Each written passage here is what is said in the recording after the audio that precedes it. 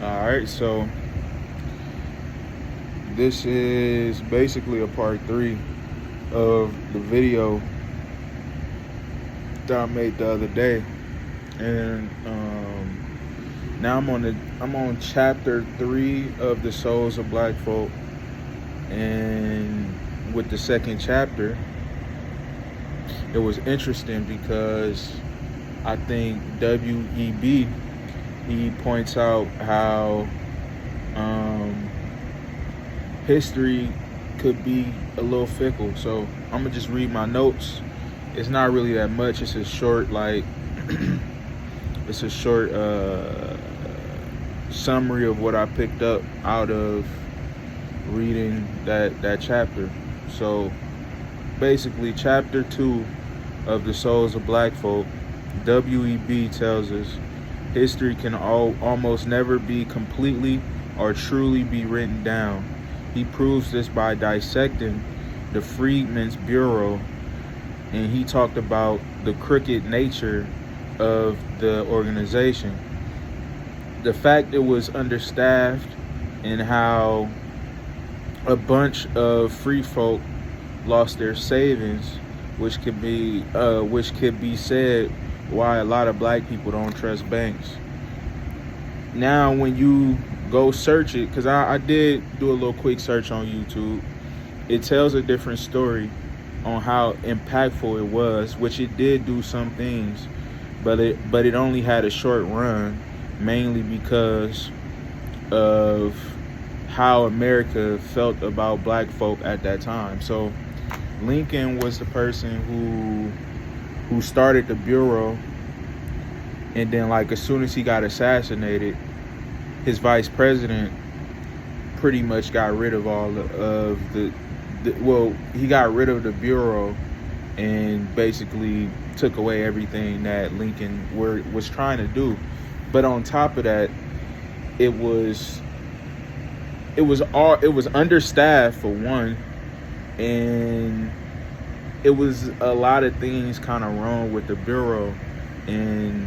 But it's crazy though, when you search it up, they'll just tell you all the good things they did, which, you know what I'm saying, if you don't get into these books and kind of like, you know what I'm saying, hear what other people were saying about these things, we would never know that, you know what I'm saying, these people stole a bunch of free people money at that time.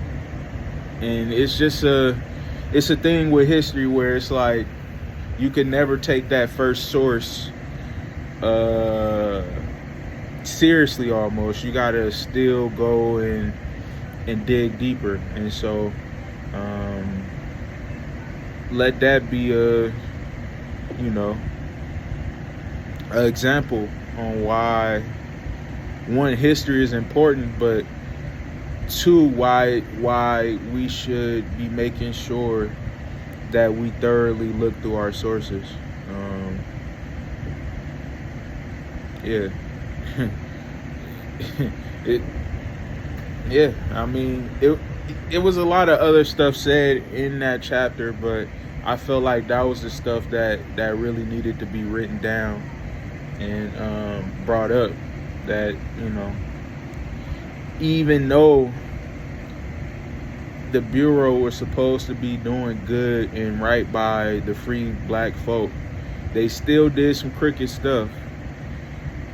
And you could tell that America wasn't really 100% with it by how they understaffed the whole thing. Like, they did do a lot, don't get me wrong, but it's still,